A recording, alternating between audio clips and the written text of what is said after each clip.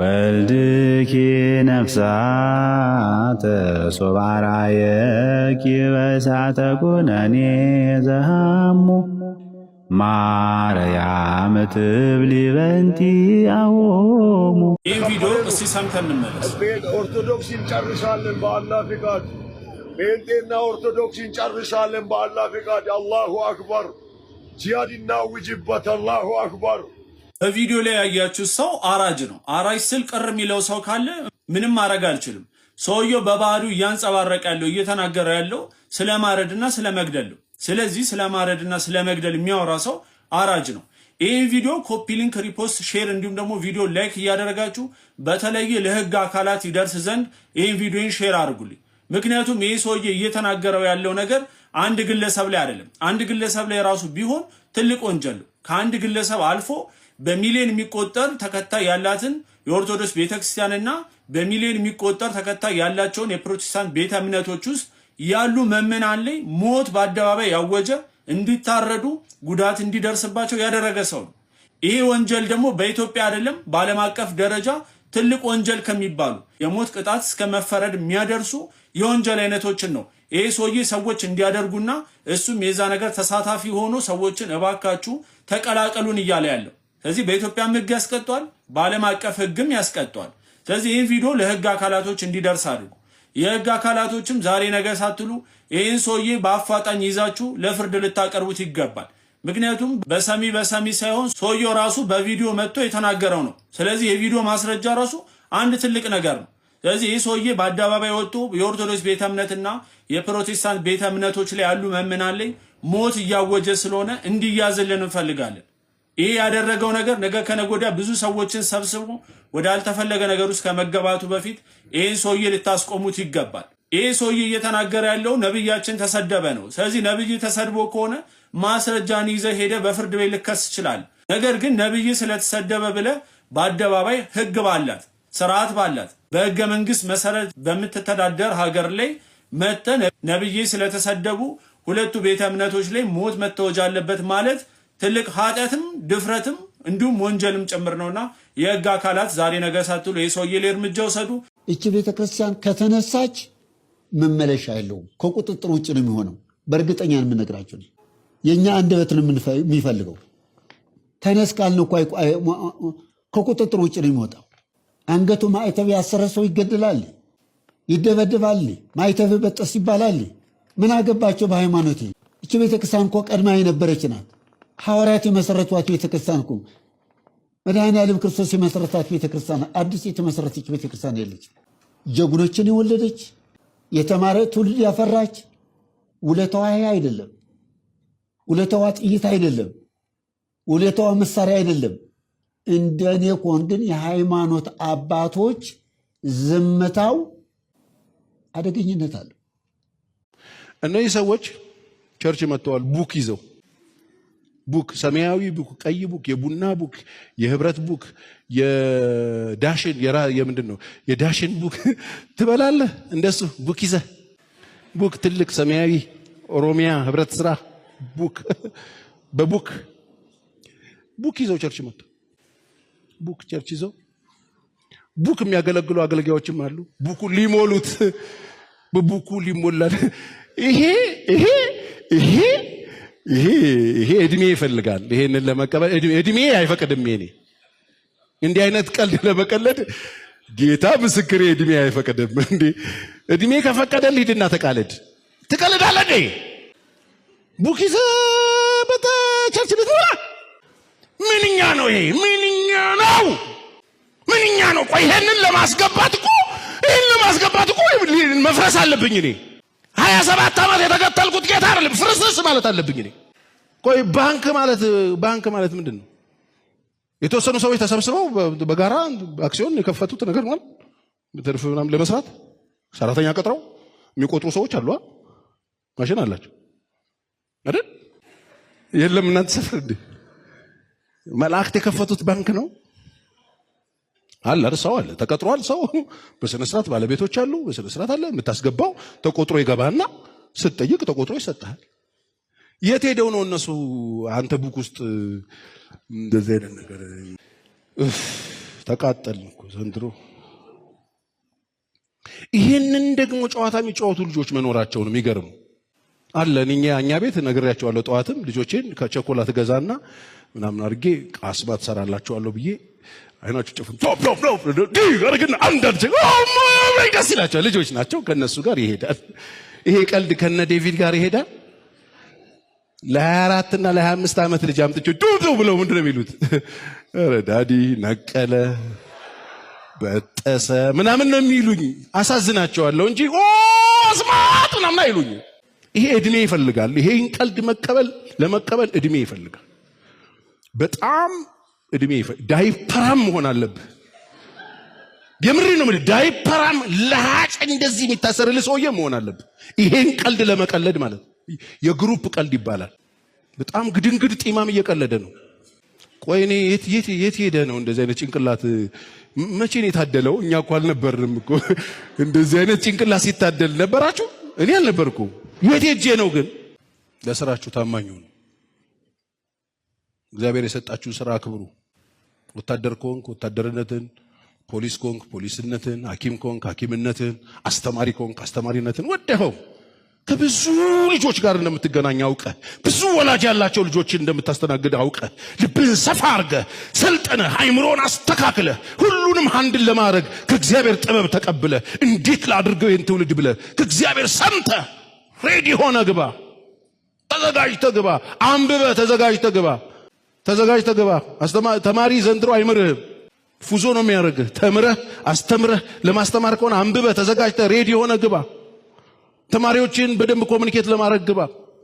ለመበሳጨት አይደለም መግባት ያለብህ፣ ልብህን ሰፋ አድርገህ መግባት። የሰውየው ሰንዴ ስኩል የሆነ ሰው ያስተምራለሁ ብሎ ገቡ አሉ።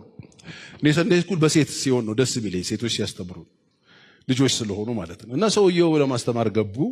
መንግስተ ሰማይ በጣም ልዩ ቦታ ናት አሏቸው ልጆች። ወይኔ ደስ ይላል፣ መንግስተ ሰማይ ፀሐይና ጨረቃ የለም፣ ቀንና ሌሊት የለም። ወራው ምንም ፀሐይ የለም። ማን ነው የሚያበራው አሉ ልጆቹ።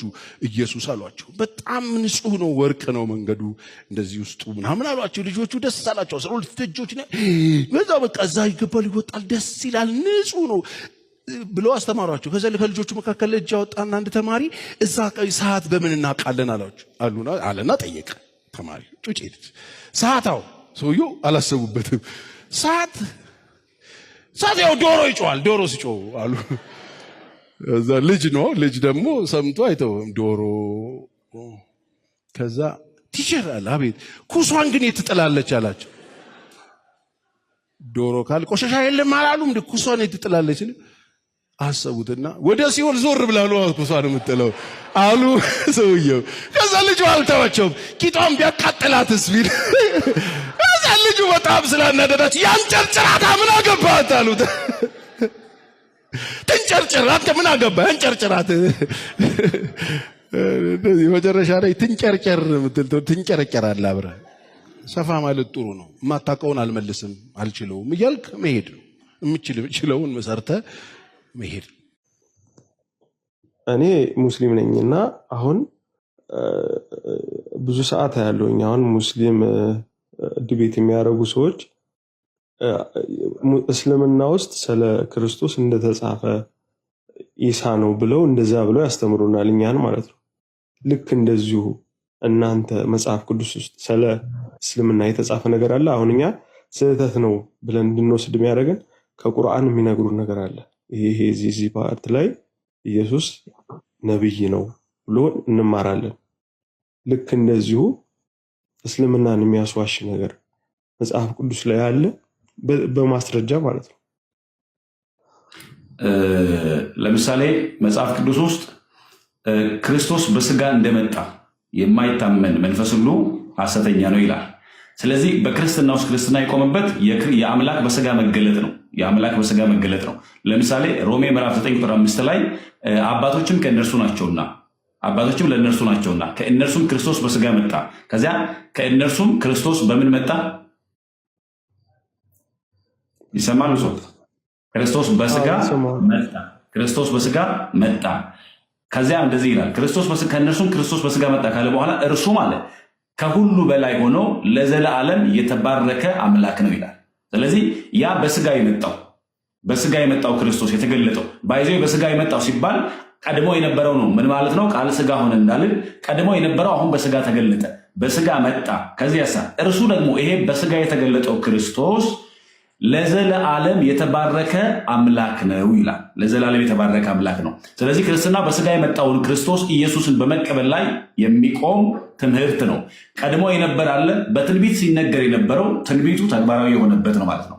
ለምሳሌ ልጠይቅና ከቁርአንና ከመጽሐፍ ቅዱስ የቱ ይቀድማል? መጽሐፍ ቅዱስ ቀድሞ ነው የመጣው። ስለዚህ አሁን አየህ፣ መጽሐፍ ቅዱስ ቀድሞ ስለመጣ እስልምናን አያውቀውም መጽሐፍ ቅዱስ። ቁርአን ግን እስልምናን ያውቀዋል። ምክንያቱም አሚን፣ ቁርአን ግን ክርስትናን ያውቀዋል። ለምን ከተባለ ቁርአን የመጣው ከክርስትና በኋላ ነው። ለምሳሌ የሉቃስ ወንጌል ምዕራፍ 1 እና ሱረቱ ማርያም 19 ተመሳሳይ ነው ወይ ደግሞ ደሪቬቲቭ ነው። የቁርአኑ ሱረቱ 19 የሉቃስ ወንጌል ምዕራፍ 1 ደሪቬቲቭ ነው። ምናልባት ለምሳሌ የማርያም የሚለውን መርየም ይላል፣ ዮሐንስ የሚለውን የህያ ይለዋል፣ ዘካርያስ የሚለውን ዘከርያ ይለዋል። ግን ደሪቬቲቭ ነው። ለምሳሌ ዮሐንስ መልአኩ ገብርኤል ለካህኑ ዘካርያስ ያለው ህፃኑ ይሄ ልጅ እስኪወለድ ድረስ ዲዳ ትሆናለህ ብሎታል። ቁርአኑ ላይ ግን ለ3 ቀን ዲዳ እንደሚሆን ይናገራል። ቁርአኑ ኋላ ላይ የመጣው ስለዚህ ስለ ክርስትናው መናገር ይችላል። ምክንያቱም ከሱ ቀድሞ ያለ ክርስትና ስላለ ከሱ ቀድሞ ያለውን ማውራት ይችላል። ክርስትና ግን ከቁርአን በፊት ስለነበረ ወይም ከእስልምና በፊት ስለነበረ ስለ እስልምና ምንም አይነት ክሬዲት ሰጥቶ አይናገርም፣ አያወራም። ነገር ግን ክርስቶስ በስጋ እንደመጣ የማይታመን መንፈስ ሁሉ ከእግዚአብሔር አይደለም ብሎ ነግሮናል። ስለዚህ ለምሳሌ የትኛውም ሃይማኖት ክርስቶስ በስጋ መጥቷል ሲባል አይ በስጋ አልመጣም የሚል ካለ እሱ ከማን አይደለም? ከእግዚአብሔር አይደለም። በነገራችን ላይ ለምሳሌ በቁርአን ውስጥ አልመሲህ የተባለ ከኢየሱስ ውጭ ወይም ከኢሳ ውጭ ያለ ብዙ የለም። አልመሲህ ኢሳ ብቻ ነው አልመሲህ የተባለው። መሲህ ማለት ነው መልክተኛ። መሲህ ማለት ወይ አድራሽ መሰለኝ። አይ መሲህ ማለት የተቀባ ማለት ነው። ክርስቶስ ማለት ነው። አይዘይ መሲህ በዕብራይስጡ ነው መሲህ፣ በግሪኩ ክርስቶስ ነው። በግዕዙ በአማርኛው የተቀባ ነው። በግዕዙ ቅቡ ነው፣ የተቀባ ማለት ነው ክርስቶስ ማለት። አሚን። መሲህ ኢኩቫለንት ትርጉም ነው ከክርስቶስ ጋር ማለት ነው። መሲህ ማለት ክርስቶስ ማለት ነው፣ የተቀባ ማለት ነው። ሌሎች ነቢያቱን መሲህ ብሎ አይላቸው ወይ ደግሞ ያለ መንፈስም ብሎ አይላቸው ማለት ቁርአኑ ራሱ ባይዘይ በልዩነት ይጠራዋል። ኢሳን ከሌሎች ነቢያት የአላህ ሩህ ነው ይለዋል፣ ሩህ ነው ወይም ደግሞ መንፈስ ነው ይለዋል። እንዲሁም ደግሞ መሲህ ኢሳ አልመሲህ ብሎ ይለዋል። ስለዚህ መሲህ ሲል ክርስቶስ እያለ ነው። በነገራችን ላይ ክርስቶስ እያለ ነው። ክርስቶስ ማለት የተቀባ ነው። ለምን የሚለውን ነገር የምጠይቅበትም ጭምር ነው። ዞሮ ግን ለምንድን ነው እስልምና ስለ ክርስትና ሲናገር ባይዞ ስለ መጽሐፉም ይናገራል እኮ አይደል? ከእናንተ ቀድሞ መጽሐፉ የወረደላቸው እነሱን ጠይቁ ብሎ ወደኋላም ተመልሰው ክርስቲያኖችን እንዲጠይቁ ይናገራል አይደል? ስለዚህ ክርስትና ቀድሞ የነበረ ነው። እስልምና ቆይቶ ከ600 ክፍለ ዘመን በኋላ የመጣ ስለሆነ ስለ ክርስትና መናገር ይችላል። ምክንያቱም ኦልሬዲ ኤግዚስት ያደረገ ነው። ክርስትና ስለ እስልምና አይናገርም፣ እስልምናን ስለማያውቀው ክርስትና። ሀሳቤ ግልጽ ነው? ግልጽ ነው። እንደዚያ ዲያብሎሳዊ የሆነው የፍትሃት ልምምድና የገንዘብ ጣጣ በኢትዮጵያ ኦርቶዶክስ ተዋሕዶ ቤተክርስቲያን። የክርስቶስ ጸጋና ሰላም ከሁላችሁ ጋር ይሁን። እንግዲህ ወንድማችን ፕሮቴስታንት ወንድም ነው ያለውን በትንሹ አይታችኋል። በአጭሩ ምን እያለ ነው? ጸሎተ ፍትሃት የሚባለው አጋንንታዊ ልምምድ ነው፣ አስተምሮቱ በመጽሐፍ ቅዱስ አይታወቅም፣ እንዲሁም ደግሞ የሆነ ሰው ነው የጀመረው የሚል አይነት ነገርን ሲናገር ሰምተናል። ጸሎተ ፍትሃት ምን ማለት ነው የሚለውን ጸሎተ ፍትሃት ማለት ሰዎች ክርስቲያኖች ወገኖቻችን በስጋ ሲለዩ ስለነሱ የምናቀርበው ጸሎት ነው። ለማን የምናቀርበው? ለእግዚአብሔር ለአምላካችን ነው የምናቀርበው። እንደሚታወቀው እግዚአብሔር አምላካችን ቸር መሐሪ አምላክ ነው። ስለዚህ በስጋ የተለዩትን እህት ወንድሞቻችንን ነፍሳቸውን ይቅር ይል ዘንድ በጌታ ቀን ምሕረትን ያደርግ ዘንድ እንለምነዋለን፣ እንጠይቀዋለን። ያ ጸሎተ ፍትሃት ይባላል ማለት ነው። ስለዚህ ስለ ሙታን የሚቀርብ ጸሎትን መጽሐፍ ቅዱስ የሚከለክል አንድም ክፍል የለም፣ አንድም ክፍል። ይልቁንስ ግን ቸርነቱና ምሕረቱ በሕያዋን ላይ ብቻ ሳይሆን በሙታን ላይ እንደሆነ ደግሞ የሚናገር የመጽሐፍ ቅዱስ ክፍል ልስጣችሁ። መጽሐፈ ሩት ምዕራፍ 2:20 ላይ ቸርነቱን በሕያዋንና በሙታን ላይ አልተወም ተብሎ ተጽፎልናል። የእኛ ጌታ እንደሚታወቀው ምሕረቱ በሕያዋን ወይ ደግሞ በምንንቀሳቀስ በሕይወት ላለን በስጋ ላለን ሳይሆን በእነሱ በእኛ ብቻ ሳይሆን በሙታን በስጋ በተለዩትም ላይ ቸርነቱ አለ። እግዚአብሔር ይቅር ይላል ማለት ነው።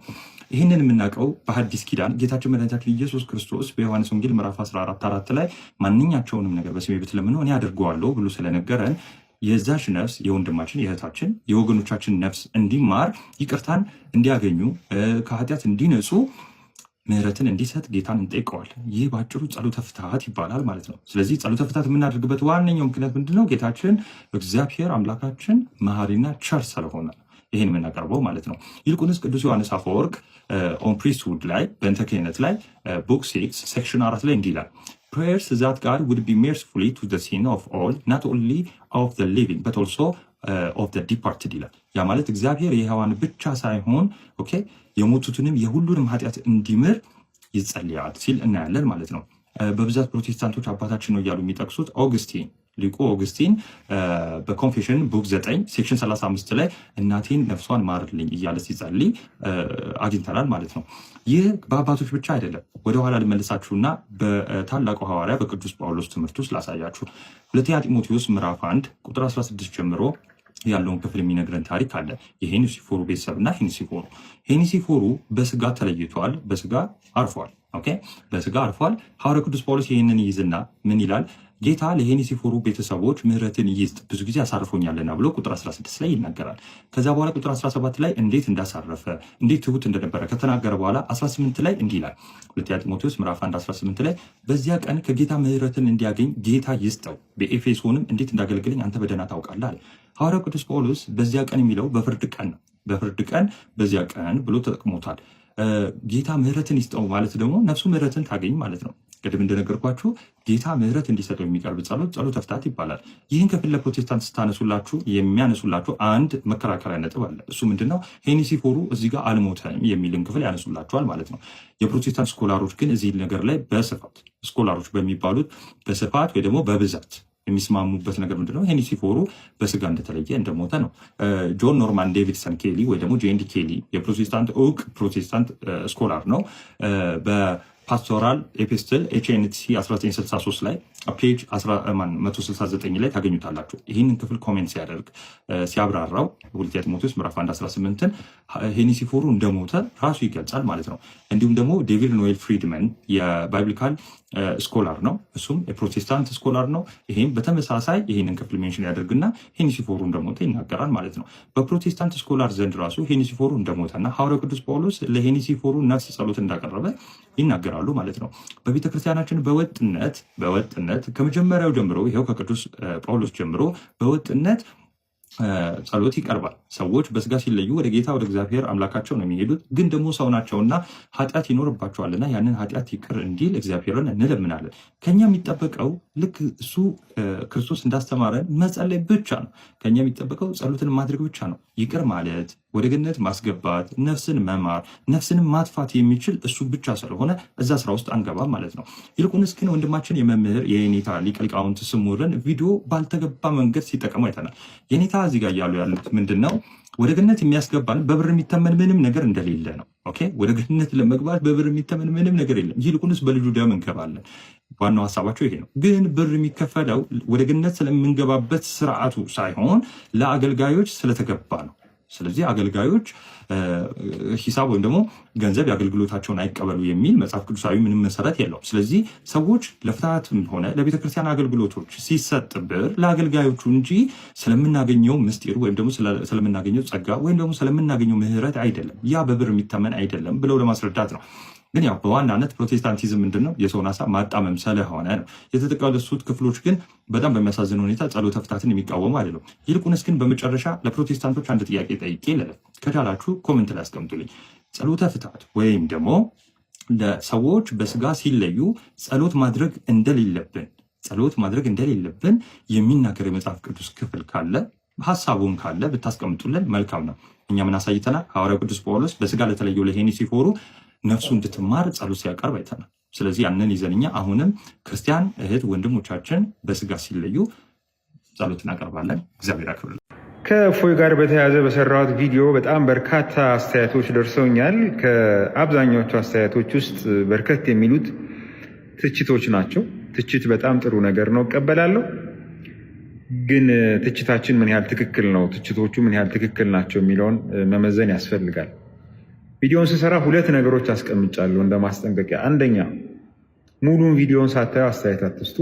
ሁለት ከዚህ በፊት በእንደዚህ አይነት ጉዳዮች የሰራኋቸውን ቪዲዮዎች ሳትመለከቱ በአንድ ቪዲዮ ብቻ ነገሩን አትመዝኑት የሚል። በጣም በሚያሳዝን ሁኔታ ቪዲዮ ከ500,000 ሰዎች በላይ ተመልክተውታል። ግን ቪዲዮውን ሙሉን የጨረሱት 3% የሚሆኑት ናቸው። ይሄ የሚነግረን ነገር አለ።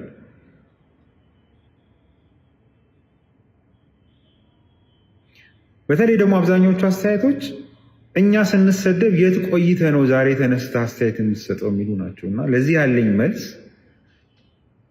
እኔ ከዚህ በፊት የሃይማኖት መከባበርን ይነካሉ፣ አብሮ መኖሩን ይጎዳሉ፣ ወዳልተፈለገ ነገር ያድጋሉ ብዬ ባሰብኳቸው ብዙ ሰዎች በተነጋገሩባቸው ተገቢነት በሌላቸው ቪዲዮዎች ላይ አስተያየት ሰጥቻለሁ።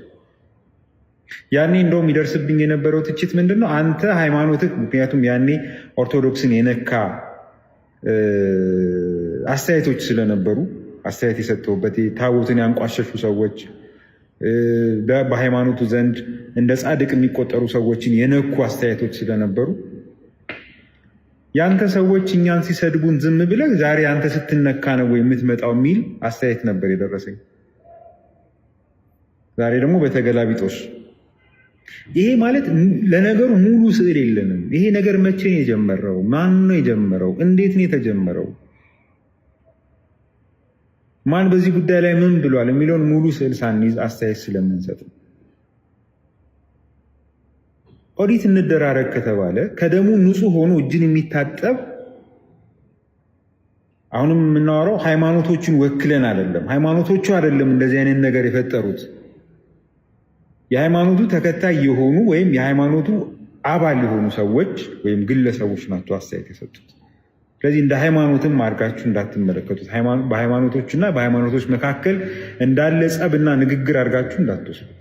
እኔ ዛሬ ተነስቼ የሆነን አካል ባንቋሽሽ እና ብሰድብ ወይ ባመሰግን የኢትዮጵያ ኦርቶዶክስ ቤተክርስቲያን አይደለችም ያንቋሸሸችውን ያመሰገነችው፣ ሙልጌታ ነው በቃ። ለዚህ ኃላፊነቱ የኔ ነው። መመስገንም ካለብኝ መሰደብም ካለብኝ እኔ ነው። ስለዚህ ከዚህ በፊት የተሰጡ አስተያየቶችን በዛ መልኩ መረዳት ግን ዳፋቸው ጦሳቸው ግን እንደ ሃይማኖት ጠቅላላ ስለሚሆን ይሄ ችግር ደግሞ ደጋግሞ የመጣ ረዥም ጊዜ ያስቆጠረ በዚሁ የሚቀጥል ከሆነ ወደ ሌላ አደገኛ ነገር የሚሸጋገር ስለሆነ እንዴት አድርገን እናቁመው የሚለው ላይ እናውራ። አሁንም ስለ ግለሰቦች መከሰስ፣ ስለ ግለሰቦች መጠየቅ አይደለም እያወራ ያለው። ይሄ ችግር ስር የሰደደ ነው። አያርምም፣ አያንጽም። እንዴት እንፍታው ነው ሀሳቤ። ደግሞ ከጓደኞቼ ጋር እንዳንድ ሀሳብ ስለዋወጥ ከነዚህ ችግር ካለባቸው ሃይማኖቶች ውስጥ ያሉ ይህ ችግር አሁን የማወራው ችግር ያለበት አካል ያሉበት ሰዎች ያሉ የህግ ባለሙያዎች ተውታተው እነሱ በአግባቡ ወክለዋቸው መግለጫ ተሰጥቶ ከዚህ በኋላ እንዲህ አይነት ነገሮች እንዳይደገሙ ተደርጎ ከዚህ በኋላ ግን እንደዚህ አይነት ነገሮችን የሚደግሙ ሰዎች አውቀው ተረድተው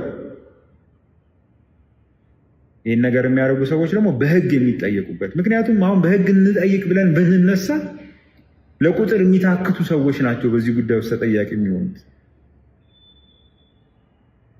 እንደ ሀሳብ ነው እያቀረብኩ ያለው። ከዛ ውጭ በታረመ አንደበት የሚደረጉ ሃይማኖታዊ ክርክሮች፣ የሀሳብ መለዋወጦች እደግፋለሁ። ህገ መንግስታዊ መብት ነው፣ ተገቢ ነው። አንዱ ስለ አንዱ እንዲያውቅ ለማድረግ ትክክለኛው መንገድ ይሄ ነው። ግን ስናወራ ስንናገር በታረመ በተከበረ መንገድ። ጉዳዩ ሃይማኖታዊ ጉዳይ ነውና ሃይማኖታዊ በሆነ ጉዳይ ላይ እያወራን እንዴት እንሰዳደባለን? እንዴት አንዳችን እናንቋሽሻለን? በእርግጥ አምላካችን እንዲህ አይነቱን ክርክር ይፈልገዋል ወይ? የኔ ይበልጣለሁ፣ የኔ ነው አንደኛ፣ ያንተ የተዋረደ ነው የሚል አቀራረብ ምን ያህል የታነጸና ሃይማኖታዊ ነው የሚለውን መጠየቅ አለብን ብዬ አስባለሁ።